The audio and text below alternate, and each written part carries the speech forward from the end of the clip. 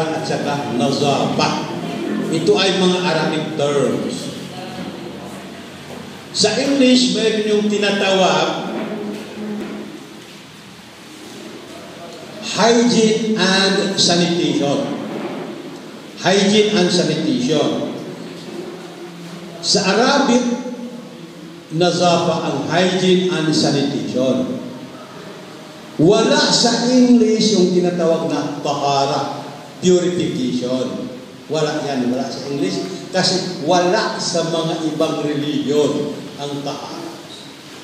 Sa Islam lang ang mayroon nazafa at mayroon tahara.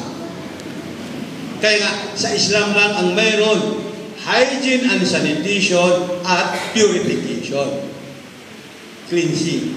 Sa mga ibang reliyon, ibang sistema, ang tinatawag lang nila ron, cleansing. Cleansing.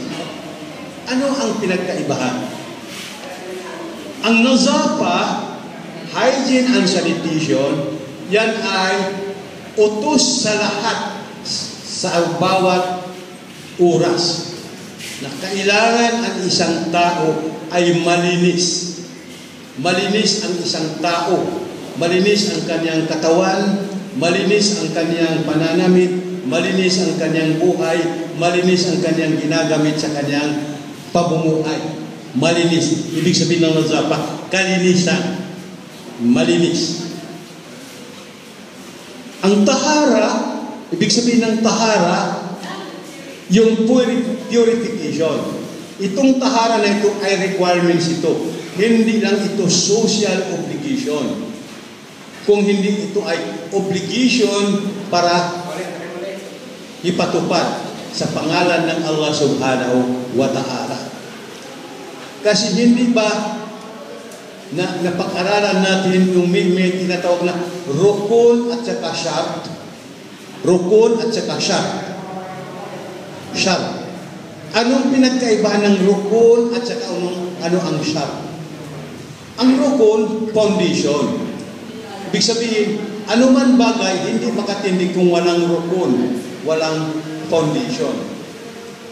Ano ang shart? Ang shart ay condition.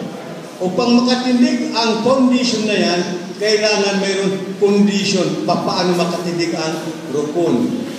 Kung halimbawa, ang bahay ng isang tao ay siminto, ang bahay ng isang tao ay siminto, kailangan ang siminto, yung pilar, yung ano tawag yun? Yung ano ang tawag ng pilar? Poste. Yung poste.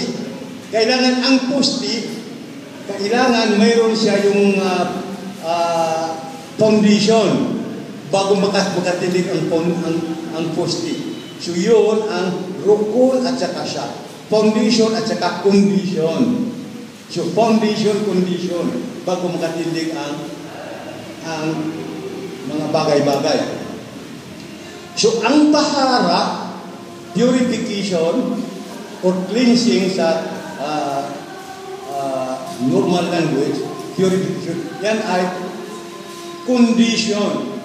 Condition upang tanggapin ang sambahayan, tanggapin ang pagpupuasa, tanggapin ang anuman gawain tungkol sa ibadat na required ang tahara. Required ang tahara. Okay? Nabanggit natin kanina yung tungkol sa hair. Paano ang mga kababaihan magkaroon ng purification? Ibig sabihin, paano sila magiging clean? Maskin maligo na sila, maskin ano pa ang gawain nila kung hindi sila dumaan sa tahara. Kailangan dumaan sila sa tahara kasi miskin ano pa ang pag-apply ng tinatawag na hygiene and sanitation, kung hindi sila dumaan sa procedure ng tahara, hindi din maaalis ang kanilang unpurified condition. Ano ang pag-purify? Paano magtahara from hair? Ang pagtahara from hair, kailangan yun maligo. At hindi lang siya maligo ng katulad ng regular pangpaligo, kung hindi kailangan may niyat. Na ang niyat niya, pag maligo na siya ng tubig na malinis, kailangan sabi niya, nawaitul ghusla anil hayd o nawaitul ghusla liraf'il hayd.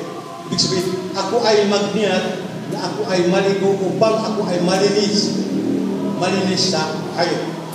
Kung maligo lang siya walang niyat, kaya nga importante ang binanggit sa atin ng ating ustad kanina, ang niyat. Kung maligo lang sila na walang niyat na sila ay maglinis galing sa hayd, wa-epek ang kanilang paligo tungkol sa hayd. Importante ang niyat. Kung maligo ang mga babae, mag-stop na ang kanilang hayd, menstruation, kailangan magniyat sila upang sila ay maglinis sa hayd. So, importante ang niyat. Okay? So, yun tungkol sa hayd.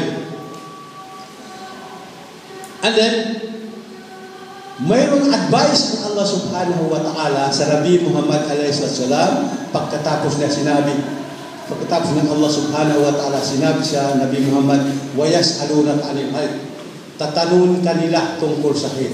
Sabihin mo, sabi ng Allah ta'ala sa Nabi Muhammad alayhi salam, sabihin mo sa kanila, Kul huwa azan. Kul huwa azan.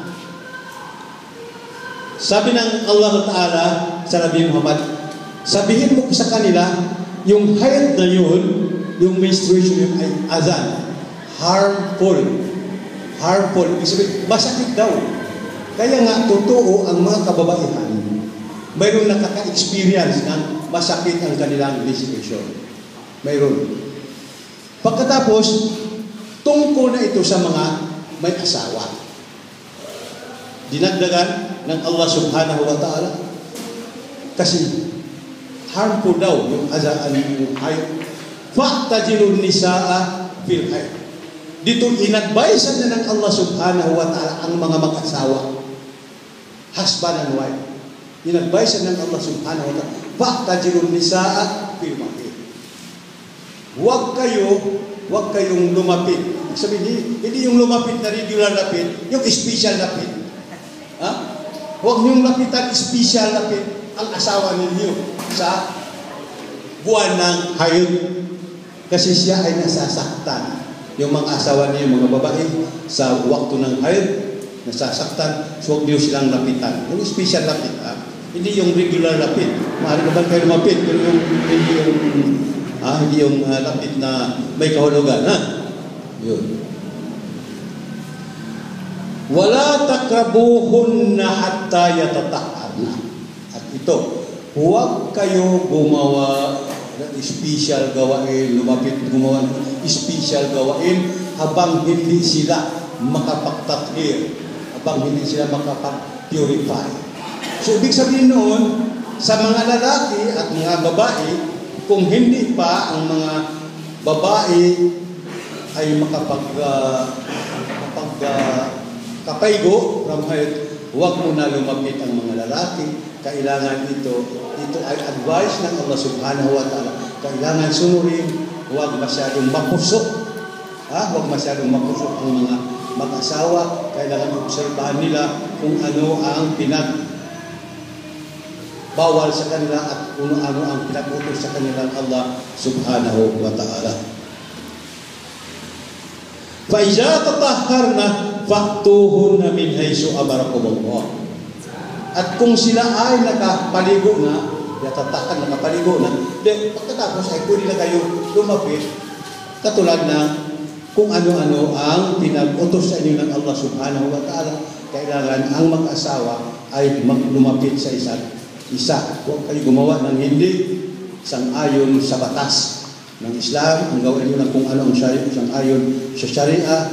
So, yun ang inyong ipatupad. Nandito na ang Inna Allah yuhibbut tawwabin wa yuhibbul mutatahhirin, kasi ang Allah subhanahu wa ta'ala, mahal niya ang mga taong nagtatawbad. Kung sino man ang nakagawa na lumapit sila sa asawa nila maski hindi pa nakapagtathir, o di ginawa nila na yung hindi dapat gawin sa asawa nila sa mga panahon na yun, kailangan magtaubat sila upang sila ay mahalin ng Allah Ta'ala at huwag nilang ulitin pa ang kanilang mga masamang